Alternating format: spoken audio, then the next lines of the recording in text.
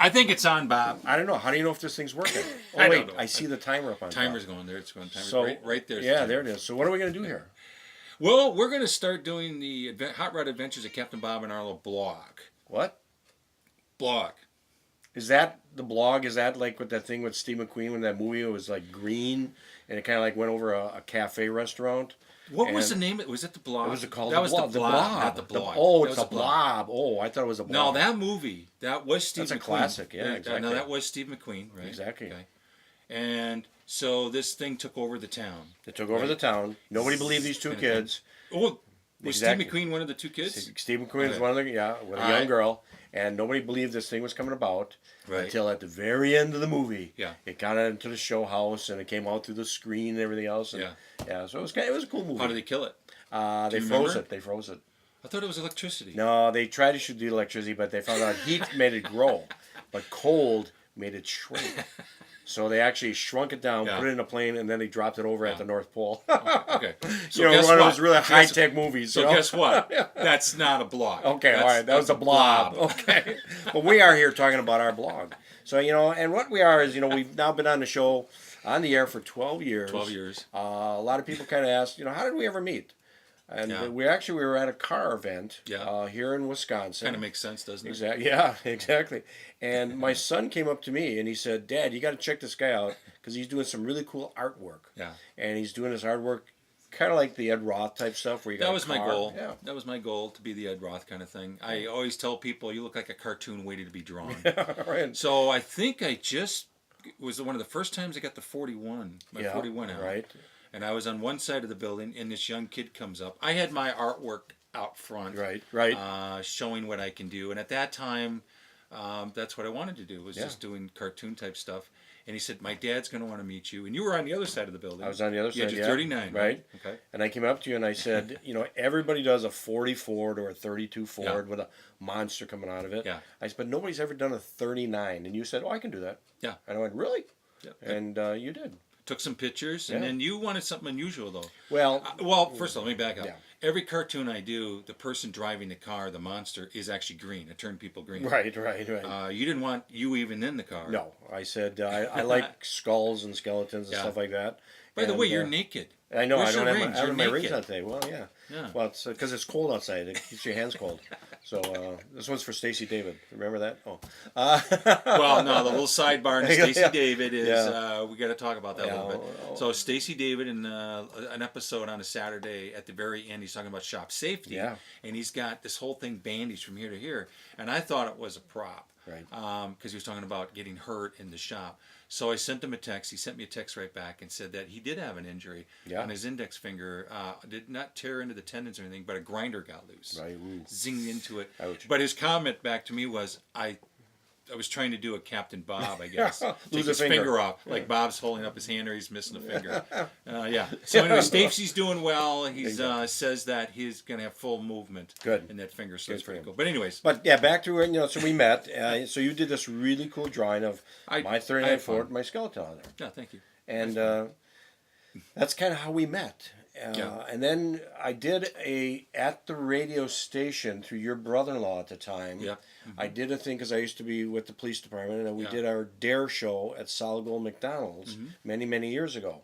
And your brother-in-law invited me to be on his show, kind of a little showcase, and said, "Would you like to talk about, you and the chief of police talk about the Dare show?" Right. So I did. I talked about the Dare show, here's what we're doing, blah, blah, blah, and that was it. Yeah. Then you got the call.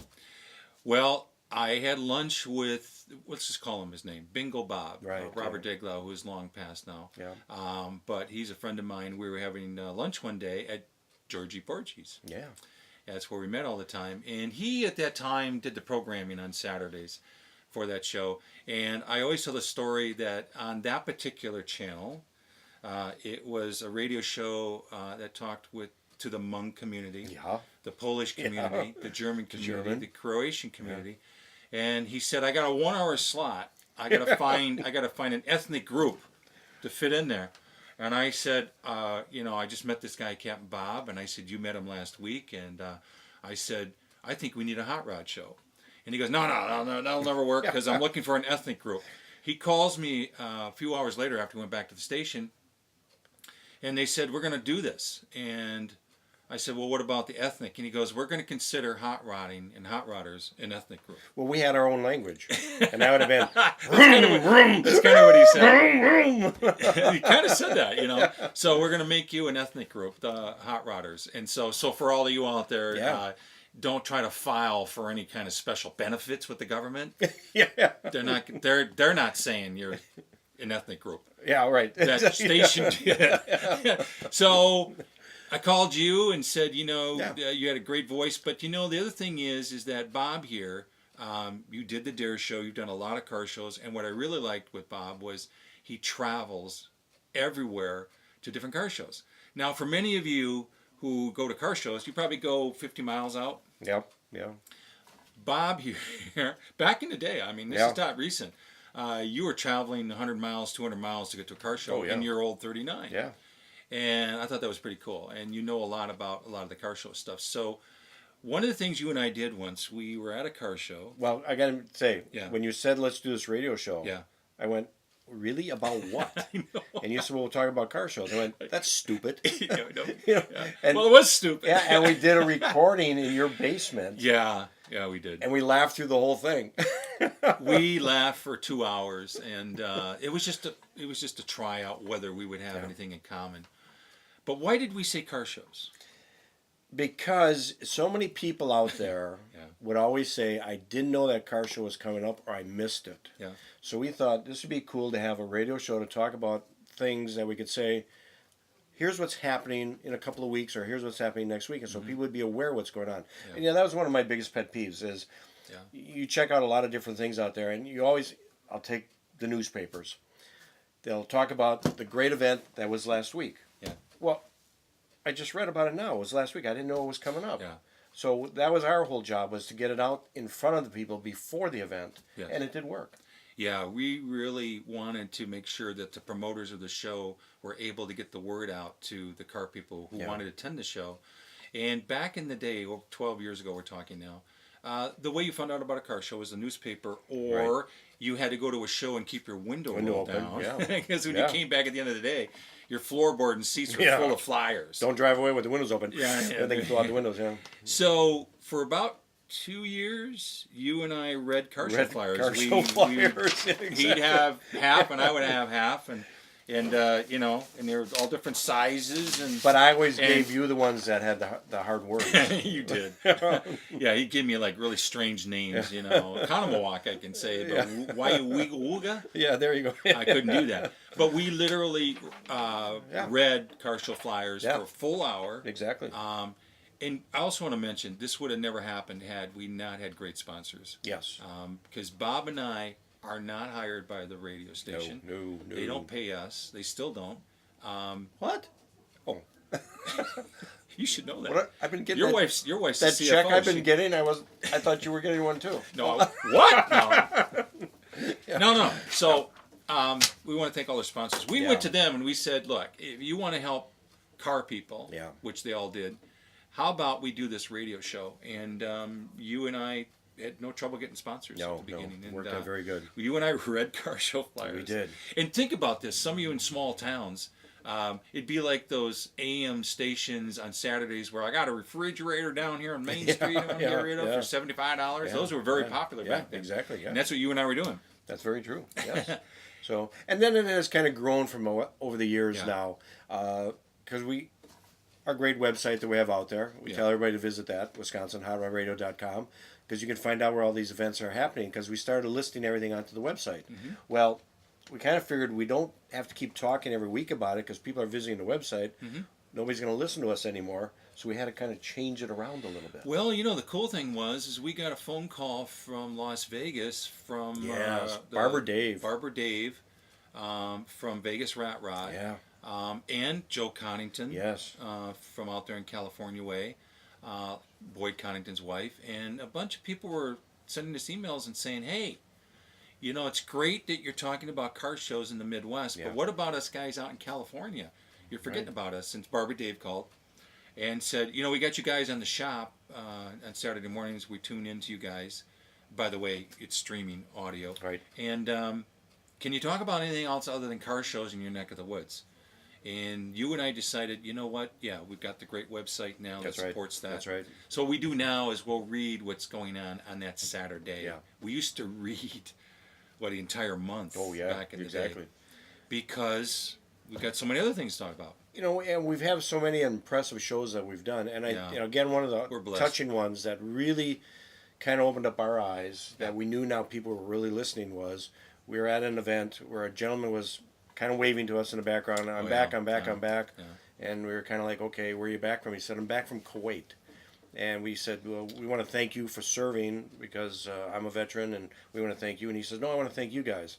And we kept saying, no, we want to thank you because you're serving. He goes, no, I want to thank you guys. I think you finally said, well, why do you want to thank us? And he said, because while we were over in Kuwait, we were all listening to your show on the computer, and it made us feel like we were back home. Yeah.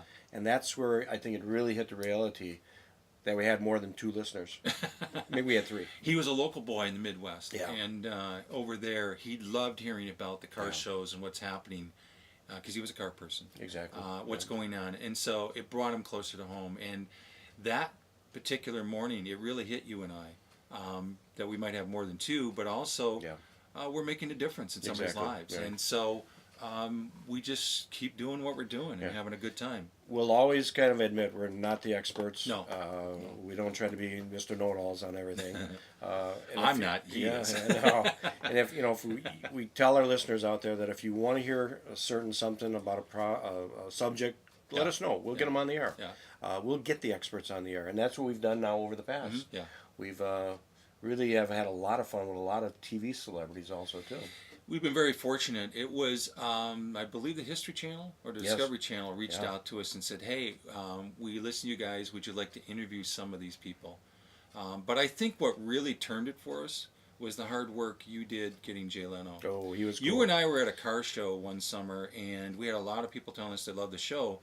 But you and I wanted to go to the next level. Yeah. And I will say it, I challenged Bob to say, all right, he's a bulldog, by the way. Let's see if we can get the ultimate car guy, Jay Leno, on our show. And you said, I will give it my best. And it took a couple months. Yeah.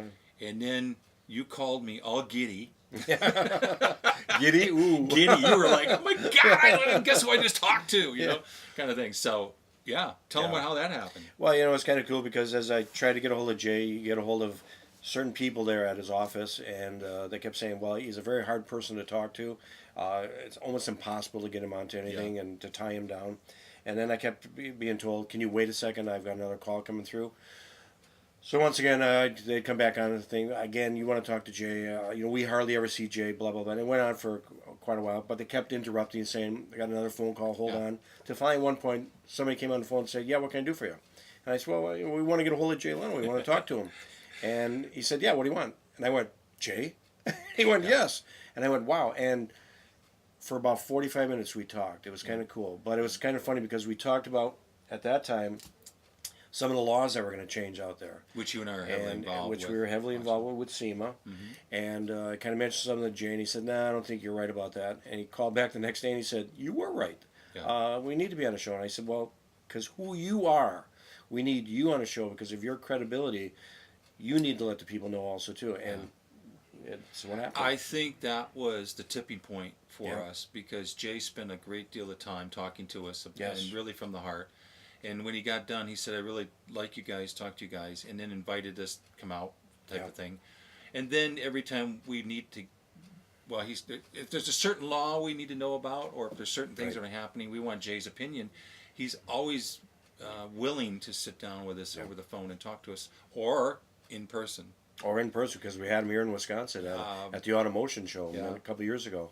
And we had a great time with him. We invited him to come into Wisconsin to a show, and lo and behold, he showed up. He did. And a lot of people were like, how did you get him to come? I know, the Ring Brothers, all those guys were like, what? And, but that's what, all the celebrity status and that we can get a hold of. I mean, I'm talking about getting those people in here and talk to them. That's the gravy. Yeah. But you and I are really about helping you all out there. That's right. Car people. And connecting up with what you need to know and connecting up with the car shows and the promoters and all that kind of thing. And so we have a great time doing Yeah. that. That's still our main goal. Yeah, we're out there to help you Yeah. and make sure that your show runs properly and people attend your events. Yep. We hope we get the right information to you on the radio show. Yeah. That what you listen to, you enjoyed very much. We've had a lot of great listeners that have contacted us over the years, and we appreciate everybody that's out there that listens to us, Yeah. follows us at different events, visits our website, and sends in those checks. Again, are you getting checks on? Oh, I guess I wasn't supposed to say that. And here's the thing. Bob and I go to a lot of events during the summer and during the winter, actually, too. But we really appreciate everyone Yes. coming up, doing that. But I'm also going to say we give away a lot of stuff. We do, yes. Thanks to a lot of the Yep. different car events and Yep. organizations out there. They give us tickets that we hand out to different people, Yeah. and hopefully have a good time with that. Yeah. So, I got to probably say that we can't say that. We could see us here at the World of Wheels coming up Yeah. up soon. Yeah. So, again, World of Wheels coming up in February in West Dallas, Wisconsin. We're going to be there. And check out our famous flying Famous flyer table. flying flyer table. For those that listen to our show, you know what that is. One of the things to keep the tradition of making sure you get the information in car shows is wherever Bob and I go, we have 4 or 5, 6 tables out with the actual flyers. Now, Yeah. it is on our website, and we do mention them once in a Right. while on our radio show, but it's there, and we take care of the printing. We run out of these, we print them for you, and we have this table just lined up with car shows, flyers, all in order of the dates, and it's a massive. Well, we call it the famous table because Yeah, it is yeah. famous. It's become very Famous and Call it the flyer. flying because it's Flyer. windy. Yes, outside at events. We tried grabbing weights, we them. tried Yeah. everything to hold these things down, but they're flying. So Exactly. famous flying flyer table. That's when you hear us talk about that type of stuff. So, But again, we thank everybody again that follows us because we're very humbled by Yeah. that, and we're very proud to help you out there too. yeah. So yeah. It's important to us. Now, we hope, our wish is that we're going to continue the blog, and this will be something different than what we're talking about, not the Blob. Oh, scared me there for a minute. I thought the Blob was coming back. Not the Blob. Okay. Not Steve McQueen. Our goal is we're going to continue to do this. I almost said blog. Damn you. Damn it, Spock. And we're going to be talking about a lot of different issues that we can't do or don't have time to on our radio show. So our radio show will still continue. It's Saturday mornings at 9 o'clock, 9 to 10. Right. And you can go to thefonzfm.com or go to wisconsinhowrdradio.com for the podcast side of things. But this podcast is meant to talk about issues that we don't have time for or we cannot talk about. That's right. On a standard radio station. So we will have a lot of cool information, a lot of personal things we're going to be talking about. Really? Yeah, right. Like right now, Bob's not wearing any pants. And That's why I'm behind the that's why I've table. been antsy sitting here all this whole time because he's not wearing any pants. Yeah, but I don't see your other hand. Oh God, that's horrible. There it is. See, it's there. See. Oh boy, that was bad. That was. Yeah. See, we get to do this. Exactly. Can't do that on the radio Blob. show. We're just, you know what? Let's just call it the Blob. Yeah, there you go. Blog. So, but check us out for future ones. So Yeah. we're going to talk a little bit about our lives and what we've done, Yeah. and maybe some of our projects that we've had. Yeah. And then hopefully you enjoy them. Yep.